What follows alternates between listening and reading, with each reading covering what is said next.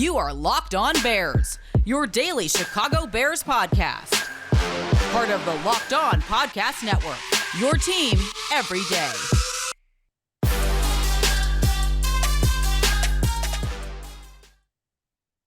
All the noise surrounding the Bears on the Thanksgiving week leading up to the win over the Lions definitely started penetrating the locker room a little bit more, but they overcame that. They overcame injuries, and they've got a lot more they're still fighting for here. Surprisingly, still close to the playoff race, despite so many things feeling like they're going wrong with the Bears right now. This is Locked On Bears, and I'm your host, Lauren Cox. I'm an analyst for Pro Football Focus, and I'm here to bring you your daily, in-depth Chicago Bears news and analysis. You can follow me on Twitter at CoxSports1. You can follow the podcast on Twitter at Locked On Bears. You can like Locked On Bears on Facebook. You can join the Locked On Bears Facebook group for even more Bears talk. And make sure you click that subscribe button on the Locked On Bears YouTube channel to keep up with all of our video podcasts as well. Thanks for making Locked On Bears your first listen today and every day. That's why we're here for you 5 days a week. And on the show today, we catch up on some messaging from the locker room now. We'll hear from Eddie Jackson on what that whirlwind was like with the media reports and how they don't try and pay attention to it, but you can't escape it sometimes as a player, an athlete, a sort of a celebrity in Chicago, and how the team kind of dealt with that, the message from ownership and Matt Nagy and what was kind of going through their minds and how much of a distraction that ultimately was. We'll also hear from head coach Matt Nagy kind of checking in on some injury situations, Justin Fields with his ribs, where he is in the process and what concerns they might have for him as he recovers and gets back to actually, playing football and being hit in the pocket again. And finally, we'll get an update on Teven Jenkins as well. We're coming down to the less than a week is the window the Bears have to formally activate him, bring him back to the 53-man roster and maybe the starting lineup, maybe the playing field. We'll kind of get a sense of where things stand now as his recovery kind of goes. Maybe we'll touch on Tariq Cohen as well, because we still haven't really heard much about him either. But heading into the Thanksgiving game, right, there was such a tumultuous whirlwind around this Bears team. We kind of were feeling like maybe it would be too much to even overcome to beat the Lions, right? A winless team, a team that we had pretty much written in pen a W on the calendar. And we wondered, we were kind of at this point, I think, where we weren't going to be surprised necessarily if the Bears lost. Not that we expected them to lose or thought they were the worst team necessarily, but just given everything and all the speculation and all the canceled meetings and all the stuff we talked about in last week's podcast, like it was a mess. And it turns out, it's the kind of mess that it eventually you can try to ignore as much of it as you want, but it becomes so big that it's unignorable. There's probably a word there that's better than what I'm coming up with right now. But like, to me, this is the point where ownership had to address it because Matt Nagy had to address it. And it's the kind of thing that the players can talk about closing it out as much as they want to, but it really does have some penetrating factor. And I thought Eddie Jackson was honest in being asked about it with the media on how they kind of dealt with it and what they were feeling and thinking kind of heading into that Lions game. What was it like to have the team chairman and owner, George McCaskey, come out and address you guys, and what did it mean to the team? I feel like it was huge. It was a lot of distractions that week. A lot of stuff that was going on in the media, I guess. But for him to just come and clear it up, just give us a better understanding of what was really going on. I feel like everyone appreciated it. Were you able to ask questions during that, or was it just kind of like an address and thank you very much? Yeah, it was just that. Yeah, that's simple. I feel like it's a different vibe in here than this week after the win and after you guys are kind of past those. Yeah, the energy is high. Everyone's up. I feel like, we know that it's time to turn this thing around. We have a good chance. We just got to continue to go week in, week out, and come out there and play like we know we're able to play and just get over that hump. Matt's been your coach for pretty much your whole NFL career, but your first year. What's it been like for you watching him over the past week or so dealing with everything that was going on? It shows resilience, and for me looking in, I just don't like the outside stuff that's going on, all the booing and all the stuff that I see in social media, his son's game, that type of stuff. I feel like it got to be tough, but for him to come in and still lead us and, not show any signs of weakness or letting that affect him, that says a lot about him and his character and for us, for him to be our leader, just to follow behind what he's doing. So I feel like it's tough, but, he's handling the situation very well.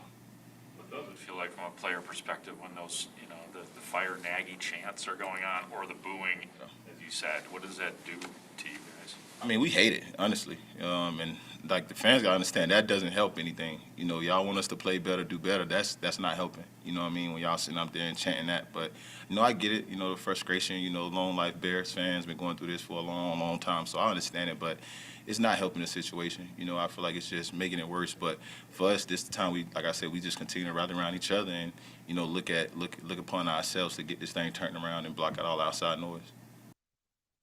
If you put aside for a moment, how you might feel about Eddie Jackson at this stage of the season, and like if we let's not hamper down on the messenger there. He is a veteran leader, and let's just sort of get as veteran leader from the locker room sharing a perspective on how the locker room felt, not so much does Eddie Jackson have room to talk because he hasn't had a good season, right? Well, that's not I don't think that's a productive part of this conversation. But this idea of the booing and whether certainly fans are allowed to boo, but he says that's not helping and that's not making anything better. I don't know. I mean, I kind of feel like I don't know. Is it disheartening too much then when you get booed, or is it motivating? I think Eddie Jackson talked about them trying to bring each other together and kind of come together as a team. I don't know. I feel like if I'm out there getting booed, that obviously I could feel bad about it and not like it. No one should like it. The players shouldn't like it, but I could see where it could be motivating in some way, shape, or form of sort of like a prove the fans wrong kind of thing, right? You can't control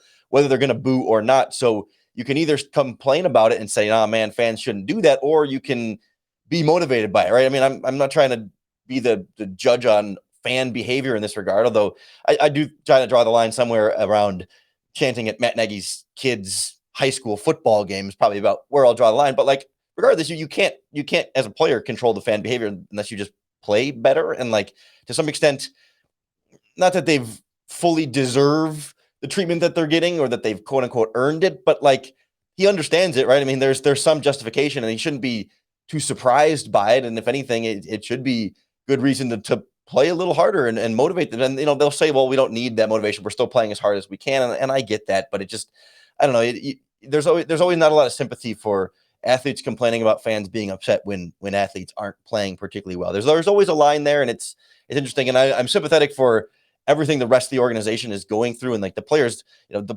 players can't control whether Matt Nagy's fired or not, and they have to stand behind their coach no matter what. And so no player is going to come out and just say, yeah, I hate the head coach or they should fire him or whatever. They have to have his back because they don't have any other choice. So I've got sympathy there. I just think it's interesting to sort of see everything that they've been dealing with now on both ends. They're getting the confusion and the messaging from ownership within the locker room, and the teams are clearly talking and thinking about these sort of topics. If ownership and the management is having to come and talk to them about it, and they're getting it from the fan side too, and the players are kind of stuck in the middle here, just trying to make their living and trying to improve themselves and their careers and trying to get through this season and do as best as they can individually. And so it's just kind of a messy situation, but I think it highlights just how much of a real factor those types of situations have been for this team and how they were able to overcome that in addition to beating the Lions on Thursday. Not the most impressive win by any means, but a win nonetheless in the face of maybe some expectations that they weren't going to be able to get there,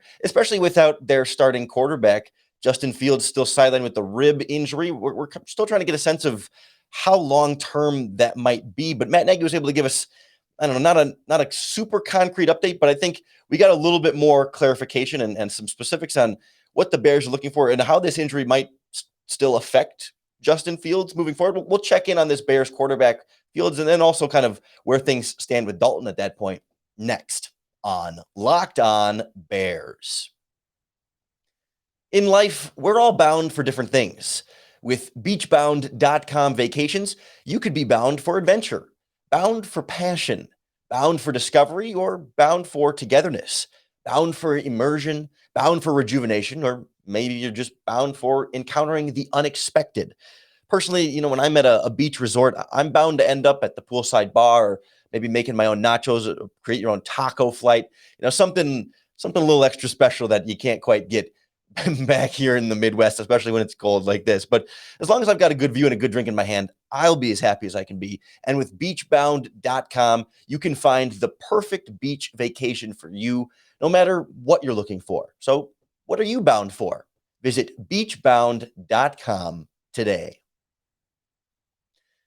the Bears are bound to get their rookie quarterback back eventually. It's just sort of a matter of when. And, after the win over the Lions, Nagy was less than clear on for sure that, and actually after the Ravens loss, Nagy was less than clear on who was going to be the Bears starting quarterback and whether or not they might go back to Andy Dalton. And he's sort of since kind of come around and been a little bit more like straightforward about it. And I think we'll hear a segment of a clip. I think he'll mention that in the clip we'll hear in just a moment here. But we do know that the plan is still proceeding as forward. We just don't know exactly how it will proceed with this rib injury. And it originally, he left the game and went back for testing, and sounded like testing kind of came back okay. And the team was encouraged that it wasn't going to be like a season ending or long-term injury. But now, the Bears are saying, well, no, it is, I think they called it cracked originally, which is technically, as Matt Nagy clarified, then also broken ribs, which raises some questions about, the quarterback that's in the pocket and the quarterback that's taken some of these hits and a lot of sacks this season. And then also the quarterback who's running and the quarterback who's done a good job of at times avoiding hits, but he's also a playmaker who likes to, or isn't afraid to maybe put his body out there. And you also wonder about, how this might affect his development if he's trying to maybe eventually have to play with, maybe not play, you're not going to fully play through broken ribs. Like they have to heal enough to be good enough to withstand some kind of impact on the chance that, you do get hit and do have a sack. But like, there's clearly some longer term implications here of like, okay, how much do you prioritize the short term of getting Justin Fields back on the field because you want him to be, and also the long term of like making sure he's healthy and growing and developing steady. And Nagy was able to at least sort of lay out some of the stakes, maybe not without a super straightforward answer, but at least kind of getting a sense of what the Bears are working through when it comes to the rookie quarterback and his injury compared to what's going on with Andy Dalton being a capable fill-in and starter when needed. With Justin in his ribs, is there any concern that what makes Justin special is his ability, is in part his ability to run, his ability to be aggressive when he runs? Do you guys have to weigh that when you consider, okay, he may say he's ready to go, but, this ribs injury might affect him in a way that it wouldn't more of a drop back passer? Well, once we get the okay from these trainers and doctors and players in any role that they're good to go, then you always know that, and you're like, okay, whatever, we're rolling now, right? One of those deals. But at the same point in time, to your question, you got to be cognizant of not taking the extra hits or vulnerability. So that's something that we want to do with a healthy body is the same thing. So it's definitely something that we want to look into, but even whether it's the throwing part of it too, not always just the running part, just making sure when you drop back there and you go to throw, sometimes you expose your chest or your ribs. So all that said, I think we put all that together and we do what's best for him and for us. Could that create any sort of bad habit or anything? I mean, if he goes out there and if he's in pain, just from a mechanic standpoint, if he's out there too early. No, I think he won't be out there too early. Like if we get all that and we feel good about where we're at, then that's great. Like I said, when he's healthy, he's the starter. Again, I think every person, not just quarterback, but every person probably handles an injury or coming back from an injury differently. Some are able to do it and get through it. Others may think about it more. So I think with Justin, he's super tough, and I think I know which one he's on, which side he's on. The toughness is definitely an important factor here for Fields. Not that, every NFL player is tough. They're in the NFL, but we saw in college at Ohio State, his ability to play through injuries and play at a high level through those injuries. And even like earlier this season, he's been banged up a little bit sort of here and there, and clearly not always 100% and in some pain, which may have affected some of his performances in there. It's not a full-on excuse. He had some too many turnovers, et cetera, et cetera. But regardless, he is the kind of player that, isn't going to let this stop him and isn't going to just sort of wave the white flag and slow down. But the timeline here is interesting because, you have that in your back pocket, the short-term injured reserve type option. And when we say a cracked rib and wanting to protect, further damage to the bones that protect your lungs and keep you alive and allow you to breathe, right? And when you have 300-pound pass rushers they're not trying to break your ribs, but trying to apply a lot of force and pressure to the rib area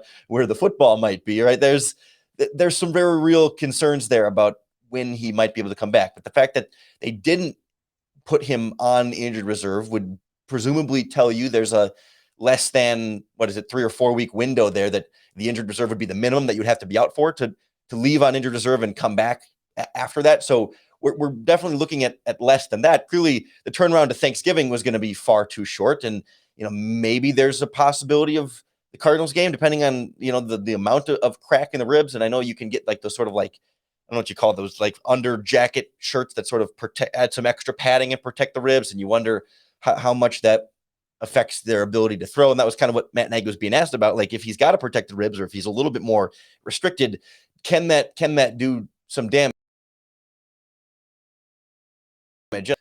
A big concern mechanically in the sense that I don't think Justin Fields' mechanical issues tend to be upper body based in terms of the types of things we want to see him work on in the NFL. Like he was able to play through a lot of that stuff in college just fine. And where he has mistakes is a lot of times in his footwork. And so, certainly there's the idea that maybe if you're a little bit more restricted on your upper body, it throws off some of that timing of like energy transfer from the lower body to the upper body as you step into a throw. And maybe there could be a hitch in there, but I don't know that he's such a quote unquote raw type of mechanical passer in the sense that like, oh, if it throws off his rotation or his arm because he's got the pull on his chest or his ribs a little bit, but that it's going to like create some sort of, bad hitch in his throwing motion. I think after his college career, like he's established a bit more in that, and that even if it's the rest of the season, his ribs are a little bit hurt. Half a year in the NFL, a little bit less. Is that going to be enough to totally disrupt whatever he sort of built up over time? Like when we think about quarterback mechanical development, it doesn't happen. It doesn't tend to like change that quickly. It tends to be like, in the offseason and year after year, you can sort of make slow, steady improvements with a lot of reps and a lot of practice. And I think it'll be a little bit too small of a window of just like, well, playing half a season injured with ribs, if it was going to affect his mechanics in some sort of negative way. I'm not sure. Again, I'm not a doctor, and I'm certainly not a full-on quarterback expert, but I just think if I try and think through it logically as an outsider, it would seem like it's not as big of a concern there. It's more about, okay, is it gonna speed up his clock? Is he gonna get rid of the ball quicker or too quick because he's a little bit extra afraid of taking that hit because the ribs still hurt? Or if he's running out of the pocket, is he gonna be less inclined to get that extra yard? Maybe you don't want him to try and get those extra yards. Maybe it could be a good thing for him and to help preserve his body a little bit more. I think that's where the real sort of question lies for me, is when he's going to be back, how patient they will be with that. If Dalton continues to play well, and then, you got the next few games on the schedule, the Cardinals, and they've got a good pass rush. The Packers pass rush has been stepping up a little bit more lately as well. I mean, you're never going to face a team with with no good pass rushers. There's never a great time to get him back out there, but I'm certainly more in the camp of like, take it slow and let him get 100% healthy, as opposed to rushing them back out there just for the sake of rushing. Because maybe you can get, for everybody that wanted to bench Justin Fields and let him learn a little bit more, the injury is giving him that perspective from the sideline that everyone says, well, if you bench him and he can watch it from the sidelines and gain some of that, well, he's getting that now with the injury. So I don't know, it removes the incentive for me to ever want to put him back on the bench and keeping him able to get back out there as soon as he is healthy and ready to go. And that seems to be the plan for the Bears. But one of the big keys there will be making sure the offensive line is able to protect him as best as possible when he does get back out there. And they could get one of their faces back out there, Teven Jenkins, coming back from his back injury, presumably at some point here in the next week. We'll check in on that injured reserve time window, and we'll hear sort of what the Bears are looking for, as he has been practicing a little bit here, but back injuries are a fickle thing. So we'll get that sort of medical update and check in on where this offensive line can find some room next on Locked On Bears. Looking ahead to this upcoming Bears-Cardinals matchup on BetOnline.ag, the Chicago Bears right now are 8-point underdogs at home. I believe the line opened at 7 or 7.5, and so it's been definitely moving away from the Bears even further and more in the Cardinals' favor. Certainly not a huge surprise there, given the current states of both of those teams. But if you want to get some action down in this game, BetOnline.ag is the place to do it. The over-under is set at 45 points. And the money line, if you want to bet on the Bears upset straight up, is plus 285, almost a 3-to-1 return on your money if you bet on the Bears straight up and they win. If you want to if you want to bet on the rest of the NFL, BetOnline is the place to do it, or basketball, baseball, soccer, hockey, tennis, basically any sport. They've got it at BetOnline, plus Vegas casino games as well. So don't wait to take advantage of all of their great offers right now. Sign up today for your free account, and you can get a 50% welcome bonus on your first deposit when you enter our promo code Locked On. That's going to give you even more money to play with at betonline.ag, where the game starts. So much of this season has started for the Bears on the offensive line. How their offensive line has helped both quarterbacks has gone a long way. And we keep sort of teetering around this Teven Jenkins thing. They activated him a couple of weeks ago, and we thought, okay, he's must be getting close to getting back. But now, once you activate him from injured reserve, or you sort of activate him to return to the practice window, I think it's a 21-day window they've had to allow him to return to the team, but not count on the 53-man roster, so they can get a sense of, even a better sense of his health, but let him work up into practice. So it's not as though immediately he has to step back in after having not played football for 4 months and count against your team. It's a nice sort of buffer that the NFL has built into the injured reserve structure over the last handful of seasons to let that sort of come back. But that was like 2 weeks ago, and now he's been sort of practicing. We saw him warming up before the Lions game on the field a little bit and getting back to it. But now they think the Bears have until next Monday. The day after the Cardinals game is the last day they can formally activate him. And it seems like, based on the timeline we're working on now, that probably will be. They might as well wait. If he's not going to be able to play against the Cardinals, you might as well not take that roster spot away and use it for somebody else now, and then activate him on Monday, or else you lose him to injured reserve for the rest of the season. You just sort of wave the white flag and say, he's just not going to be able to go and cut it at that point. Given how much he has started to be practicing a little bit and just how much he's been sort of involved and active, certainly doesn't seem like that's the case unless the Bears encounter any kind of setback. But Matt Nagy kind of said no setbacks so far. It's just a matter of seeing what exactly he's capable of right now, and then trying to find a fit, a spot, a home for him somewhere certainly on the roster, but in the starting lineup. The Bears really aren't showing their cards at this point on the offensive line. With Justin in his ribs, is there any concern that what makes Justin special? That's the Justin Fields video again. I'm gonna to the YouTube viewers. You guys always get the more like the wholesome, full Locked On Bears experience, because these videos go straight up live, and so when I do mess up, I don't have a nice little buffer there to change it, but I will take it out of the podcast version. But you get the raw, unadulterated version. Here's Matt Nagy talking about Teven Jenkins and where his injury is and the offensive line situation. Going back to Teven Jenkins real quick, is there a plan to get him into the starting lineup at some point this season, or do you have a plan at all with him, kind of like you did with Justin? Probably the biggest thing is with Teven's situation is now that you're into the season and where we're at, we just keep an eye on how our offensive line is doing and how they're going. Jason Peters, I think, has done a really good job in so many different ways. At right tackle with Borum coming in and doing what he's done, he's helped us out with injuries that we had to Fetty, and so I think for us, we always just kind of we be prepared for if this guy gets injured or if we feel like this guy's not playing well, kind of play it out those two ways. But right now we feel good with where we're at. So if anything, it provides major depth for us. And then we just, play out the scenarios. So not a commitment to Teven Jenkins in the starting lineup, not a commitment to Teven Jenkins not in the starting lineup. But I think I'm wondering if the Bears are just going to take it slow. The way he talked about contingency plans and having depth that they can have something in play. If somebody gets injured, that they'll have options, right? It feels like that's sort of the approach he's taking. And I guess it's regardless of whether Jenkins goes in the lineup or not, you're going to have a starting caliber offensive tackle that you like not in the lineup, because you got 3 of them right now and only 2 spots to put them, unless you move Peters into guard or Borum into guard and put Jenkins in their spot as a result. But I'm starting to wonder if maybe they'll activate Jenkins, but just given the type of back injury, that maybe he'll start on the bench, or I guess he'll stay on the bench. Start on the bench sounds like an oxymoron whether he's starting or on the bench, but maybe he'll begin on the bench and say, like he's you have to activate him because this is the window, and he might be healthy enough to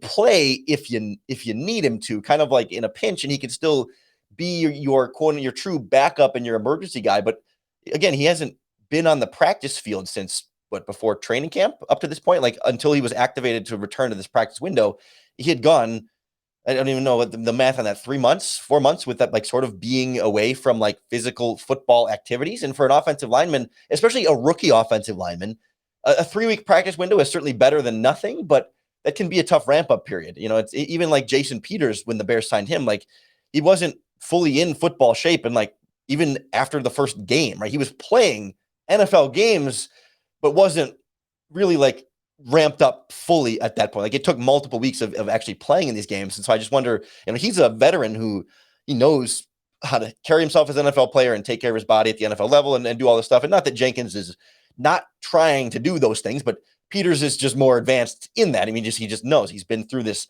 a heck of a lot more than Teven Jenkins has, just given his age. And so I wonder if there's a propensity here to just take it extra slow with Teven and say, you know what, we have the luxury right now to not have to get him back out there as soon as we can because we desperately need the upgrade, right? It's more, I just wonder if, they'll say, you know what, if Jason Peters gets hurt, then we can put Teven Jenkins in because he's getting close enough to where, he can help us out there. But no need to rush it. No need to re-aggravate anything with the back. No need to force him out there before he's ready to go, and feel like you're still getting other guys good experience, and that, there is still, you still have that in your back pocket. And also what we talked about before when they first activated Teven Jenkins, it's that Jason Peters hasn't played a 16-game season in like 3 years, and he's only done it once in the last like 5 or 6 years. He has struggled to stay healthy for a full 6 or now, and now we're talking 17-game season. And so chances tend to be generally that, just statistically speaking, Peters is likely, or I don't know if likely is too strong a word, but right,